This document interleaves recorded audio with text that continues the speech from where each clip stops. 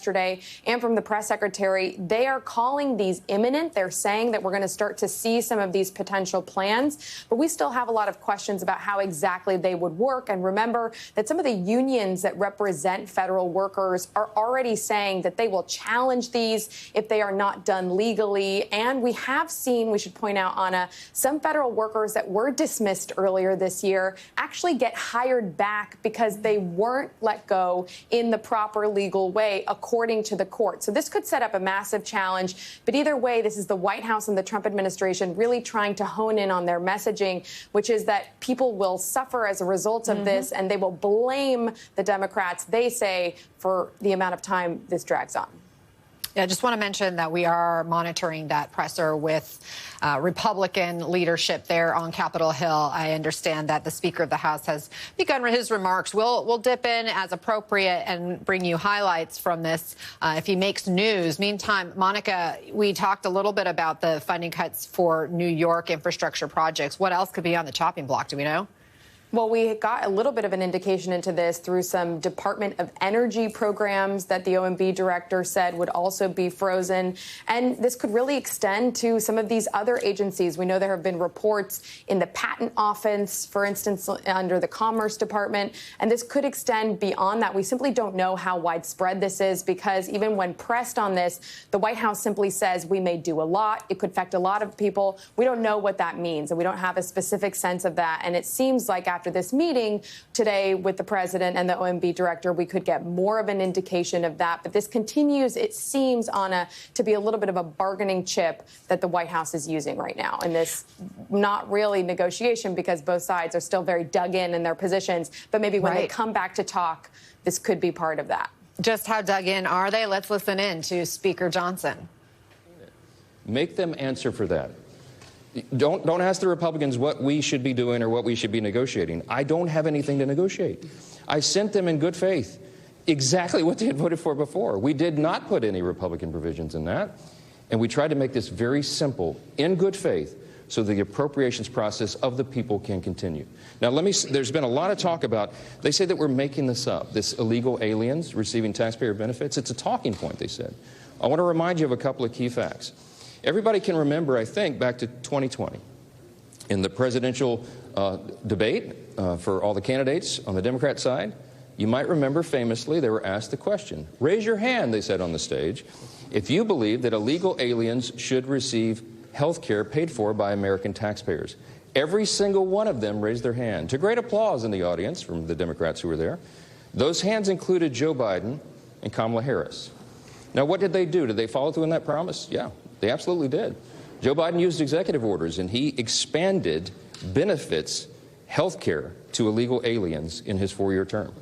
That was an outrageous violation of the existing federal law. Okay, I want to pull out just to make sure we don't offer misleading information when it comes to what the facts are and what the laws are. I can tell you that the U.S. law prohibits undocumented immigrants from gaining federally subsidized health care, whether that's Medicaid, Affordable Care Act, Children's Health Insurance Program, or otherwise. It's actually a 1996 law that establishes that, and the Democrats aren't looking to change that law. And as far as the Affordable Care Act subsidies, there is no access for undocumented immigrants to get Obamacare.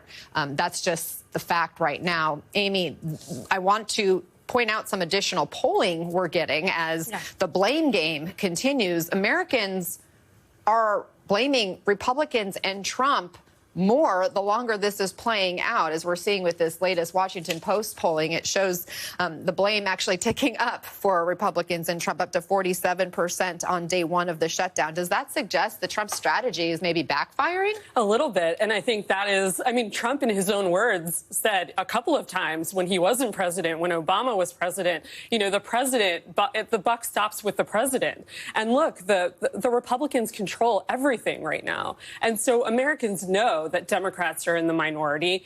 And Democrats, let's remember, they're holding their ground right now because they feel like they have a very strong argument around health care. I heard from a lot of Democrats yesterday, Anna, who told me for the first time in a long time, we have a really strong argument and we need to hold our fire here and not do anything and buckle down and not give Republicans. They want us to buckle here, and we're not going to do it.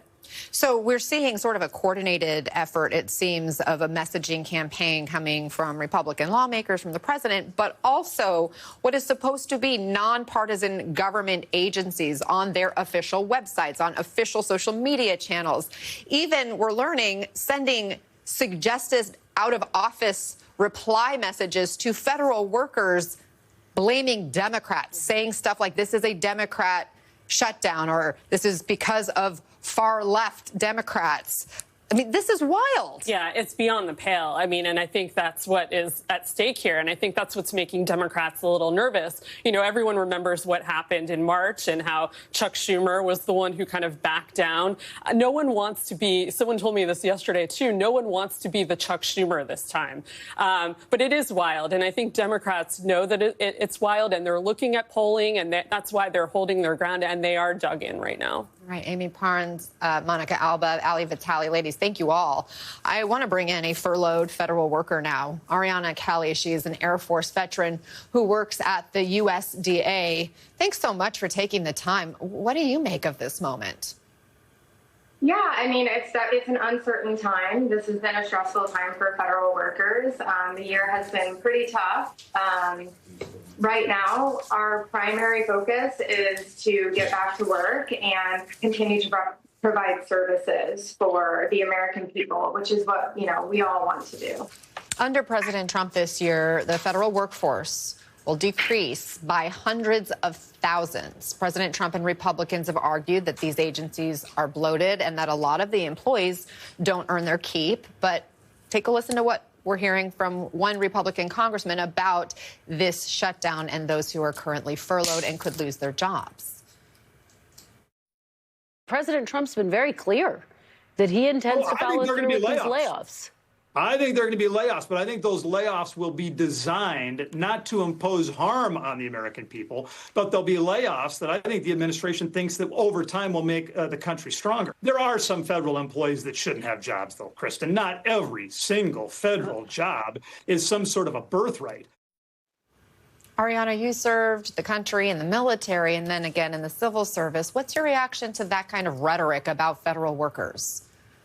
Yeah, I mean, I think that it's been a tough year for federal workers. I think that ultimately, like I mentioned, our primary purpose, the reason we enter the civil service is to serve the American people because we want to bring that good into the world.